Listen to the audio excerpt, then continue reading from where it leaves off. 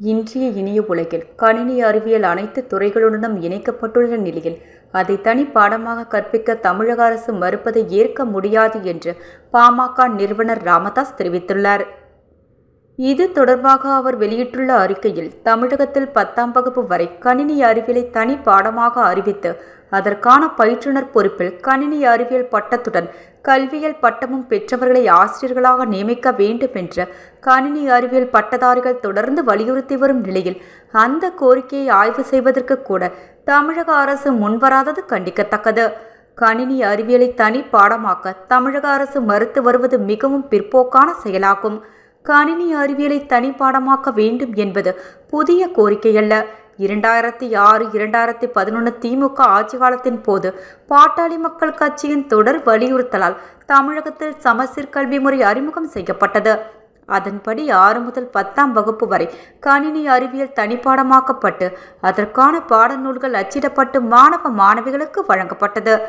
ஆனால் அதன்பின் ஆட்சி மாற்றம் ஏற்பட்ட போது கணினி அறிவியலை தனிப்பாடமாக்கும் திட்டம் கைவிடப்பட்டு விட்டது. தமிழகத்தில் அரசு பள்ளிகளில் இப்பொழுதும் கணினி அறிவியல் கற்றுத்தரப்படுகிறது. ஆனால் அது தனிப்பாடமாக அல்லாமல் இணைப்பு பாடமாக கற்றுத்தரப்படுகிறது.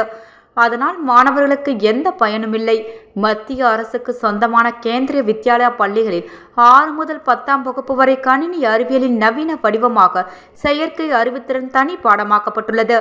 இன்றைய இனிய உலகில் கணினி அறிவியல் அனைத்து துறைகளுடனும் இணைக்கப்பட்டுள்ள நிலையில் அதை தனி பாடமாக கற்பிக்க தமிழக அரசு மறுப்பதை ஏற்க முடியாது. தமிழகத்தில் 60,000 மேற்பட்ட கல்வி அறிவுடன் கல்வியியல் பட்டமும் பெற்ற வேலைவாய்ப்பின்றி உள்ளனர். அவர்களுக்கு வேலை வழங்க தமிழக அரசு எந்த நடவடிக்கையும் எடுக்கவில்லை. கணினி அறிவியலை கற்பிக்க வேண்டும் என்பதற்காக மத்திய அரசு புதிய திட்டத்தை கொண்டு வந்துள்ளது.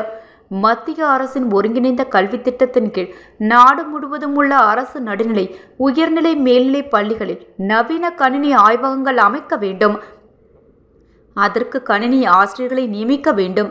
இத்திட்டத்தின்படி ஹைடெக் ஆய்வகம் எனப்படும் கணினி ஆய்வகம் அமைக்க பள்ளி ஒன்றுக்கு 6.40 லட்சம் ரூபாய் கணினி ஆசிரியர்களை நியமித்து ஊதியம் வழங்க ஒருவருக்கு ஆண்டுக்கு 1.80 லட்சம் ரூபாய் வீதம் மத்திய அரசு நிதி ஒதுக்குகிறது. மேல்நிலை மற்றும் உயர்நிலை பள்ளிகளில் கணினி பயிற்றுனர்கள் 6,454 பேர், நடுநிலை பள்ளிகளில் கணினி பயிற்றுனர்கள் 8,209 பேர் என மொத்தம் 14,663 கணினி பயிற்றுனர்கள் நியமிக்கப்பட வேண்டும் என்று அறிவுறுத்தப்பட்டுள்ளது. இந்த திட்டத்திற்காக நிதியை பெற்றுள்ள தமிழக அரசு அந்த திட்டத்தை முழுமையாக செயல்படுத்தவில்லை.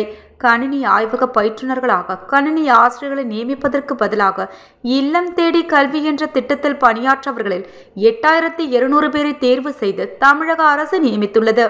இது மத்திய அரசின் விதிகளுக்கு எதிரானது. ஹைடெக் ஆய்வக பயிற்றுனர்களாக நியமிக்கப்பட்ட அவர்களை அந்த பணியில் ஈடுபடுத்தாமல் எய்ம்ஸ் எனப்படும் கல்வி மேலாண்மை தகவல் அமைப்பில் மாணவர்கள் குறித்த விவரங்களை பதிவு செய்யும் பணியில் ஈடுபடுத்தப்படுகின்றனர். அதனால் உயர் ஆய்வு கூடங்கள் எந்த நோக்கத்திற்காக ஏற்படுத்தப்பட்டனவோ அந்த நோக்கமே சிதைந்து விட்டது. எனவே உயர் ஆய்வக கூடங்களின் பயிற்றுனர்களாக கணினி அறிவியல் பட்டத்துடன் B.Ed பட்டமும் படித்து வேலை வாய்ப்பின்றி வாடும் பட்டதாரி ஆசிரியர்களை அரசு நியமிக்க வேண்டும். 10ஆம் வகுப்பு வரை கணினி அறிவியலை தனி பாடமாக கொண்டு வர வேண்டும். அவற்றுக்கு தனி பாட வேலைகளை ஒதுக்க வேண்டும். இவ்வாறு ராமதாஸ் குறிப்பிட்டுள்ளார்.